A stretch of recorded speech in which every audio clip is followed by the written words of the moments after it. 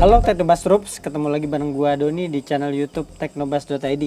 Kali ini teknobas.id punya program baru namanya Ngopi Tem, Ngobrol Pintar Industri Telematika. Nah, di program perdana kali ini gua akan ngebahas tentang AI ya, menjadi ancaman atau kreator baru nih di berbagai macam industri. Soalnya yang udah kita tahu juga ya, AI itu sekarang banyak jenisnya ya, bisa dipakai buat musik, buat foto, video, buat artikel ya. Misalkan kalau buat musik itu ada Suno AI atau yang lain-lain ya. Terus untuk foto, untuk desain, untuk video juga udah ada platformnya ya. Apalagi untuk bikin artikel itu ada ChatGPT, ada Gemini dan lain-lain ya. Nah, untuk mengulas lebih dalam nih, di samping gua udah ada Mas Indra ya, selaku pimpinan dari Teknobas.id nih. Halo, halo. Iya. Ya, menurut Mas Indra gimana nih, Mas? Apalagi Mas Indra kan udah lama nih. AI itu menjadi ancaman atau jadi untuk membantu kita sih? Apalagi di industri jurnalistik ini, Mas ya, untuk industri teknologi ya. Di industri media yang sekarang Iya, kita jalani ini sekarang ya. ya. Oke. Iya, benar. Kan seperti udah banyak orang bilang ya. Bahkan pendiri dari Nvidia, pendiri Jensen itu bilang AI itu bukan menggantikan manusia, tapi manusia dengan AI akan menjadi superhuman. Nah, itu gue setuju banget sama kalimat itu. Jadi kalau menurut gue di industri media ini AI tidak sepenuhnya menggantikan, tapi justru membantu, memudahkan para jurnalis untuk memproduksi konten-konten yang lebih berkualitas seperti itu. Ya. Artinya di sini tetap ada manusia yang untuk memantau AI itu ya, Mas ya. Ya, supaya ya benar. Ya, kita juga menggunakan AI kan. Jadi, ya. karena lu juga pada saat nulis kan pasti pakai AI juga kan. Pakai Nah, Mas. nah Ya. gimana? Kalau menurut lu sendiri gimana? Peran AI dalam pekerjaan yang lu lakukan sendiri? Ya kalau menurut gue sih AI itu biasa gue dulu juga pakai ChatGPT itu sangat membantu banget. Cuma harus kita memang kurasi juga, jadi nggak sepenuhnya percaya sama AI ya. Mungkin untuk promptnya juga harus lebih detail. Kita mintanya apa gitu ya. Biasa sih gue pakai itu promptnya biasa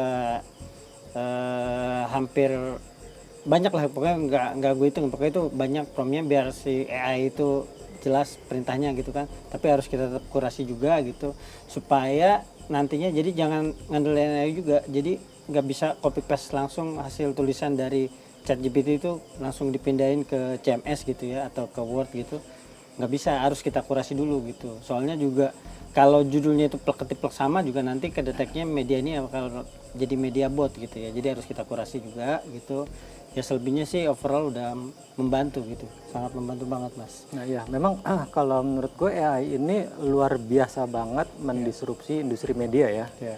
Nah, tapi kalau buat gue, kalau misalkan lu investasi di AI apa investasi di manusia sebagai reporter? Kalau buat gue akan suka investasi di keduanya gitu. Jadi gue memang kan dengan AI satu orang reporter tuh bahkan bisa nulis sehari bisa 20 berita dengan bantuan AI. Iya. Tetapi bukan berarti AI-nya sendiri menggantikan manusia, tetap investasi terhadap manusianya menurut gue itu tetap harus ya. tetap harus gitu kan. Jadi tadi supaya lebih karya-karya yang dihasilkan itu bisa lebih humanis Manusia, kan? betul. Ada sentuhan manusianya karena memang di AI dengan karya AI itu kan kelemahannya adalah tidak ada sentuhan manusianya gitulah. Nah, ini juga kenapa waktu itu kita Teknobas tuh menginisiasi program namanya Indonesia Dikdaya atau Indonesia Digital Berdaya, yang kita kemarin partneran sama Teknolog ID. Kita bikin program pelatihan AI buat jurnalis. Yang alhamdulillah disupport nih sama Indosat, di tap inin sama program CSR-nya Indosat yang namanya ID Camp. Jadilah namanya programnya ID Camp for Journalist. Nah, di program itu kita memberikan pelatihan AI buat teman-teman jurnalis. Kenapa kita bikin itu? Karena gini, Komdigi kan menargetkan ada sekitar 100.000 talenta digital yang berbasis AI sampai akhir tahun 2025 ini. Nah, Indosat juga melalui program ID Camp-nya itu pengen menciptakan 150.000 talenta digital. Nah, yang tahun ini fokusnya di AI. Nah, waktu itu gue berpikiran bahwa jurnalis ini kan salah satu talenta yang perlu juga dikembangkan kemampuan digitalnya, digital skill harus dikembangkan. Nah ini sejalanlah dengan programnya Indosat nih, akhirnya kita kolaborasi bikin pelatihan AI untuk jurnalis. Nah kenapa program ini diinisiasi? Karena gini, tadi gue bilang industri media ini sekarang terdisrupsi banget kan dengan ekonomi kreatif teknologi digital ini. Malah kabar dukanya beberapa kita ribuan teman-teman jurnalis akhirnya sekarang jadi pengangguran kan karena memang industrinya lagi shrinking gitu lah. Nah untuk membekali teman-teman jurnalis supaya bisa lebih kompetitif di era AI ini, nah itulah akhirnya lahir pelatihan AI buat jurnalis. Harapannya dengan mengikuti pelatihan ini kemampuan mereka bertambah, skill mereka bertambah gitu kan. Skill mereka bertambah sehingga misalkan nih amit-amit ya terjadi rasionalisasi di kantornya, di perusahaan, di media tempat dia bekerja. Setidaknya itu bisa menaikkan bargaining power si jurnalis itu bahwa gue sekarang udah punya skill AI nih gitu ya. Jadi penilaian buat manajemen untuk menilai kayaknya dia tetap bisa dipertahankan nih kan gitu. Nah, pun kalau ternyata terjadi juga rasionalisasi dan menimpa si jurnalis itu, minimal dia sudah punya bekal tambahan untuk melamar lagi kah? Atau kan sekarang eranya konten kreator ya. Teman-teman jurnalis juga akhirnya bisa menjadi konten kreator yang dengan skill AI yang dimilikinya itu membuat konten-konten yang berbasis AI gitu. Tapi AI based content atau AI jurnalis based content gitu loh. Jadi tidak hanya mengedepankan konten-konten yang lagi hype aja, tapi benar-benar sisi jurnalismenya dia pakai di konten yang diciptakan gitu. Nah itulah kenapa kemarin juga kita bikin pelatihan AI untuk jurnalis gitu. Jadi memang menurut gue tadi AI perlu banget untuk bisa kita lebih kompetitif di industri ini. Tapi sekali lagi kalau buat gue digitalisasi itu harusnya mensejahterakan, tidak lantas membuat manusianya menjadi tersingkir dari persaingan. Justru harus bisa jadi lebih kompetitif gitu. Jadi gue sepakat sama CEO-nya Nvidia bahwa manusia dengan AI akan jadi superhuman gitu loh. Gitu. Jadi AI nggak akan menggantikan manusia karena tetap kan promnya kita yang bikin. Iya mas.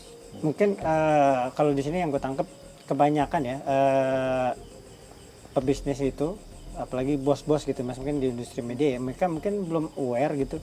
Jadi mungkin mereka nangkepnya ya kalau udah pun pakai AI ya pakai aja gitu. Jadi ya tenaga manusia bisa pengurangan atau segala macam lebih efisien mas. Padahal kan ya konsepnya nggak kayak gitu kan mas. Nah itu tadi gue bilang AI digitalisasi itu harusnya mensejahterakan sih. Iya betul mas. Itu tidak lantas membuat jumlah pengangguran jadi banyak. Iya betul mas. Iya. Oke. Artinya harus ada infrastruktur di SDM juga lebih ditingkatkan, terus kemudian di teknologi AI-nya juga mas ya. Betul. Oke mas. Kalau investasi di manusianya kan insya Allah lebih berkah lah.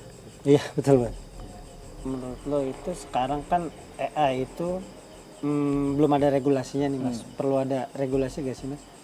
Oh itu perlu banget ya, karena kan akan terkait dengan hak cipta segala macam. Betul.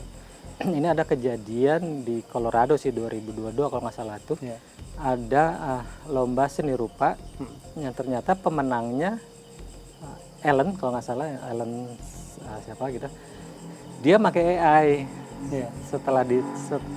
Setelah dia menang, akhirnya kalau kebelakangan diketahui bahwa dia pakai AI. Nah itu terjadi perdebatan tuh antara boleh atau tidak gitu. Nah artinya gini, gue menekanin bahwa memang kita perlu regulasi, apalagi kan sekarang AI ini banyak dipakai buat tindak kejahatan ya. Iya betul. Macam-macam ada deepfake apa segala macam. Regulasi itu perlu banget gitu loh. Jadi memang kayak Komdigi juga kan syukurnya nih minggu lalu, Senin lalu itu Komdigi membuka ruang konsultasi publik buat peta jalan AI gitu. Itu Komdigi udah buka tuh. Jadi ada sekitar 400-an orang terlibat dalam konsultasi publik ini untuk bikin peta jalan AI. Nah, mudah-mudahan sih kita berharap ya akan ada regulasi yang bisa mendukung kreativitas ini tanpa merugikan orang lain gitu. Karena kan industri juga pasti membutuhkan kan, karena AI ini kan udah sangat dibutuhkan kalau gue bilang sih. Gitu. Oke Mas. Regulasi perlu banget. Perlu banget ya. Iya, apalagi kemarin juga Master udah ngusulin gitu Mas, beberapa asosiasi mungkin mereka terlibat juga untuk dalam regulasi ini gitu Mas. Betul. Iya. Jadi kalau di sini dapat disimpulkan berarti peran AI itu nggak bisa menggantikan manusia ya Mas, tapi justru malah membantu ya tugas manusia Mas ya. Tidak menggantikan sepenuhnya, jadi komplimen. Komplimen ya. Iya Mbah, ada pesan-pesan nggak sih Mbah sebelum kita menutup podcast kita kali ini ya, mungkin untuk jurnalis atau mungkin di industri lain gitu Mas yang mungkin belum, ada juga beberapa memang orang yang konvensional tuh belum aware sama AI gitu Mas, ada pesan gak sih mereka biar bisa aware sama AI gitu, terus yang mungkin yang udah kenal AI itu lebih lebih cerdas lagi dalam tanda kutip untuk menggunakan AI supaya tidak terjadi hal-hal yang tidak diinginkan gitu Mas, kayak kejahatan atau segala macam gitu Mas, mungkin bisa jelasin? Ya, yang jelas sih kita harus bijak memanfaatkan teknologi yang ada, karena kita tidak bisa menyalahkan teknologinya gitu loh. Ketika kita tidak bisa beradaptasi dengan teknologi, maka kita akan terdisrupsi. Makanya kita harus beradaptasi dengan teknologi. Jadi jangan menjadikan teknologi itu sebagai ancaman. Jadikan teknologi itu sebagai peluang untuk bisa lebih kompetitif, lebih kualitatif seperti itu. Nah, dan buat mungkin buat para pimpinan usaha segala macam, gue paham ya, karena memang industri juga lagi slow down segala macam, tapi yang tadi gue bilang, digitalisasi itu seharusnya mensejahterakan, tidak lantas menimbulkan banyak pengangguran segala macam seperti itu. Oke Mas. Ya itu tadi statement dari penutup dari Mas Indra ya. Sampai jumpa di podcast kita selanjutnya ya. Pantengin terus channel YouTube teknobas.id dan sosmed kita, sama baca website kita ya di teknobas.id. Gua Doni dan Mas Indra pamit. Oke.